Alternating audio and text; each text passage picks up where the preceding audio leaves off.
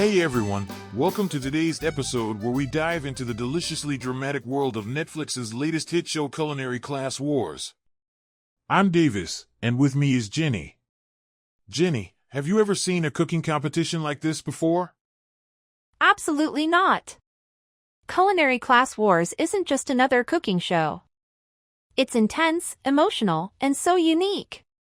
We've got chefs from completely different backgrounds battling it out, not just for a title, but to prove their culinary philosophy. Exactly. And it's been making waves across the globe. Did you know it's already topped Netflix's non-English TV charts in more than 18 countries? The show's mix of high-pressure cooking and cliffhanger endings is keeping viewers hooked. Yeah. And let's not forget the judges, Baek Jong-won and Sung-jae. Their debates over the dishes are sometimes as intense as the cooking challenges themselves. It's fascinating to see how they approach the dishes from completely different culinary philosophies. Right, Baek Jong-won's emphasis on traditional flavors versus Sung-jae's focus on innovation and technique really adds to the drama. It's like you're not just watching chefs cook, you're watching two food worlds collide. And speaking of drama, we have to talk about that convenience store challenge. The chefs were tasked with creating gourmet dishes from everyday items, and the tension was through the roof. So, Jenny, let's get into the format of Culinary Class Wars. It's not just your average cooking competition, right? Absolutely. It's really unique. First off, the chefs are split into two very different groups, black spoons and white spoons. The black spoons represent lesser-known chefs who haven't reached fame yet, while the white spoons are already well-established, top-tier chefs in the industry. Yeah, that dynamic adds a lot of intrigue. You've got these up-and-coming chefs with something to prove going up against Korea's culinary elite, and each side has its own strengths and weaknesses. Exactly. In total, there are 100 contestants, 80 black spoons and 20 white spoons, and they're battling it out for the top prize of 300 million won. But here's the twist, the white spoons get a free pass straight to the second round, while the black spoons have to compete from the very beginning, with eliminations happening right away. That must make the black spoon chefs feel even more pressure. The format really sets up this class divide, but also gives the underdogs a chance to shine. In the first round, black spoons prepare their signature dishes, and only the best move forward. Right, it's like a survival of the fittest, but with food. And once they make it through, they get to challenge the white spoons directly, which is where things really heat up. It's no longer about experience, it's all about skill and creativity. The stakes are super high with such a large number of chefs competing, and each episode ramps up the tension as the contestants get eliminated. It's got that mix of intense competition and culinary artistry, all judged by some seriously respected figures in the food world. Yeah, the judges, Baek Jong-won, the celebrity restaurateur, and Sung-jae, who's a Michelin-starred chef, bring a lot of credibility to the show.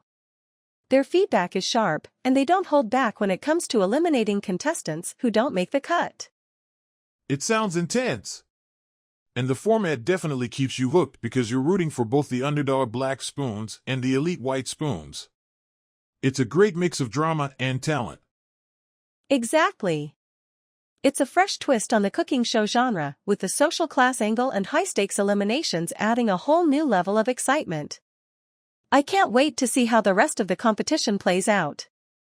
All right. Now let's dive into some of the key players of Culinary Class Wars, both on the judges panel and the chefs that are making waves in the competition. Absolutely, the show is filled with some serious talent, both established and rising stars. First up, let's talk about the two head judges.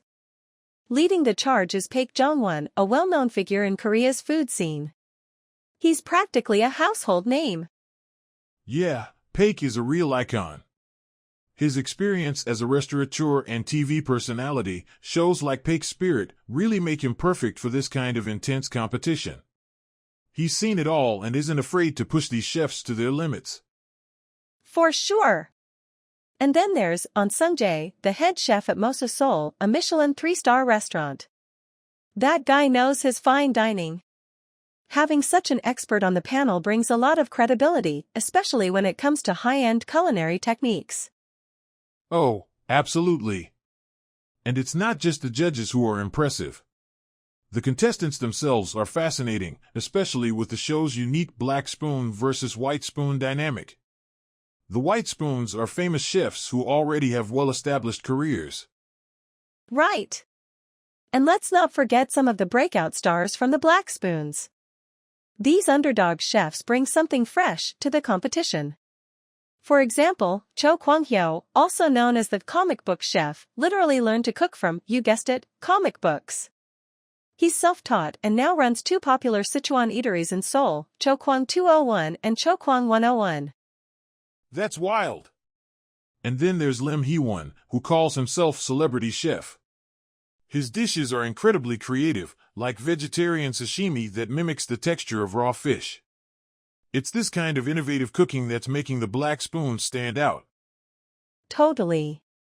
There's also Mok Jinhwa, also known as Sungwoo's dad, who's famous for his experimental dishes like perilla oil ice cream. He's a YouTuber with over 1 million subscribers and is really shaking things up with his out-of-the-box ideas. That's what makes this show so exciting, the sheer diversity of culinary styles. Whether it's traditional Korean flavors from some of the white spoons or the creative fusion dishes from the black spoons, every episode brings something new to the table. Exactly, and speaking of creativity, one contestant I have to mention is Park Eun-young, or Goddess of Chinese Cuisine. She trained under white spoon chef Lu Qinglai and has been impressing the judges with her bold flavors and masterful techniques. It's incredible how much talent is packed into this show. And with 100 chefs competing, you never know who's going to pull off a surprise victory or get knocked out. Even the lower-profile chefs have a chance to rise to the top, which keeps the competition so unpredictable. That unpredictability really adds to the tension. I'm loving how these chefs are pushing boundaries, and it's going to be exciting to see how they evolve as the competition heats up. Totally. And with judges like Paik Jang-won and On Sung-jae guiding them, or should I say challenging them, it's no wonder we're seeing some top-tier cooking under extreme pressure. Can't wait to see how it all plays out. Now, we're diving into the deeper themes and social commentary embedded in Culinary Class Wars. That's right, Davis. Beyond the cooking battles, this show is packed with layered commentary on class, ambition, and what it means to make it in modern society. Absolutely. The very title Culinary Class Wars already hints at the tension between the black spoons and white spoons, two groups representing different strata in the culinary world. The white spoons are seen as elite chefs, often with formal training, big reputations, and established restaurants.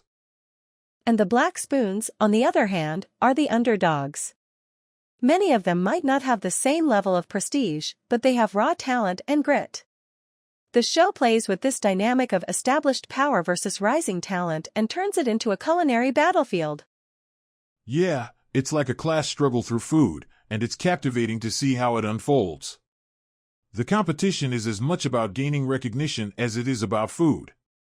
For many of the black spoon chefs, it's their opportunity to break into the elite circle and challenge the established hierarchy. Exactly. One of the standout themes is how the show highlights the role of education and formal training in the culinary industry. Some white spoon chefs come from prestigious culinary schools or have Michelin stars under their belts. But the black spoons often represent a different kind of culinary knowledge, self-taught, street food chefs, or those who learned through sheer experience. There's definitely that narrative of traditional versus non-traditional paths to success, which reflects broader societal issues too, right?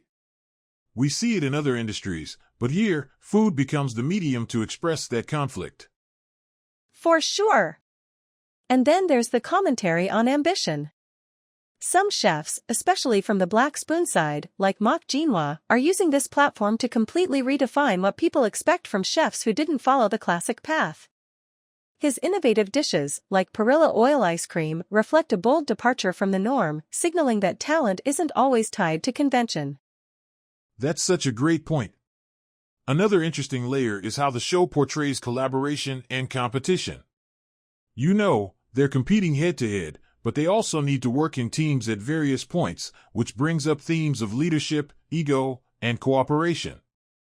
Right, it's fascinating to see the dynamics at play, especially when these chefs, some of whom are used to running their own kitchens, have to suddenly collaborate with others who come from vastly different backgrounds. It's almost like a social experiment, where their personalities and backgrounds come through just as much as their food. And, of course, we can't ignore the broader implications on society's obsession with culinary arts and celebrity chefs. Culinary Class Wars isn't just about cooking, it's about the way we elevate chefs to almost rock star status. The white spoons embody this celebrity, while the black spoons seem to represent the grassroots movements trying to topple that hierarchy. Yes. And I think it challenges viewers to rethink how we perceive culinary success. Do we always have to value the Michelin stars and the fine dining? Or can a brilliant street food chef, who's been hustling without the same recognition, be just as valuable? Exactly. There's this underlying theme of redefining success. Culinary Class Wars uses food to question our societal values around prestige, recognition, and who gets to be called the best. Such a powerful narrative. I think that's why so many people resonate with the show. It's more than just cooking. It's about real-life class dynamics and ambition, all wrapped up in an exciting culinary package. Absolutely. And with so many episodes still to come, it'll be interesting to see how these themes continue to unfold. We'll definitely keep watching closely. No doubt. Stay tuned, everyone. We'll be back after the break with more insights and thoughts on Culinary Class Wars. Don't go anywhere. Hey everyone, welcome back to our podcast. Today, we're diving into the reception and impact of the sensational Netflix show, Culinary Class Wars. That's right, Davis. Since its premiere on September 17, 2024, this show has sparked significant interest, not just among cooking enthusiasts, but also in the broader culinary community. Absolutely. The format of pitting established chefs, the white spoons, against lesser-known chefs, the black spoons, has definitely resonated with audiences. It's this clash of culinary titans versus the underdogs that keeps viewers glued to their screens. And the show has received a lot of buzz on social media, which has significantly contributed to its popularity. The contestants have unique backgrounds, which creates a rich narrative that viewers love to engage with. Many fans are rooting for the black spoons to showcase their talents. Indeed. Plus, with major culinary figures like Chef On Sung Jae and celebrity Paik Jong-won as judges, the stakes are incredibly high. Their presence alone attracts a lot of attention.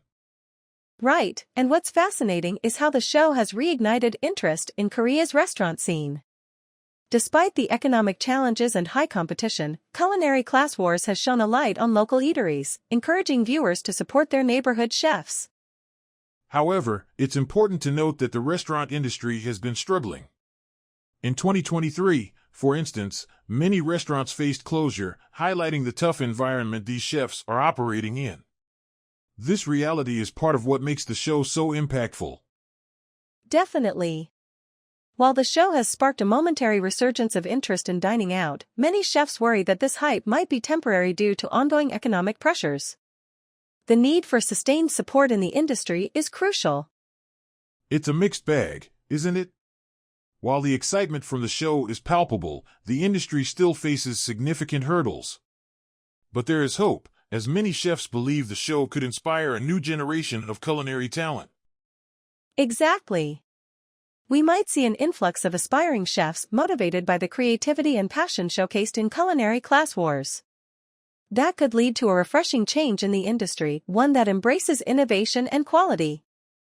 Well, it seems like Culinary Class Wars is doing more than just entertaining. It's sparking conversations about the culinary arts and supporting local businesses, which is a beautiful outcome.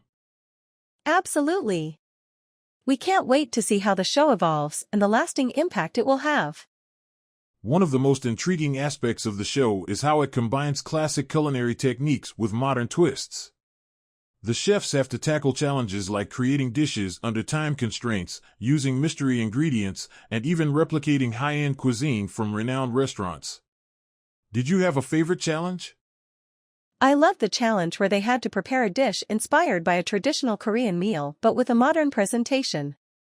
It really showcased their creativity and technical skills. Plus, the judges were brutal with their critiques, which added to the suspense. Totally!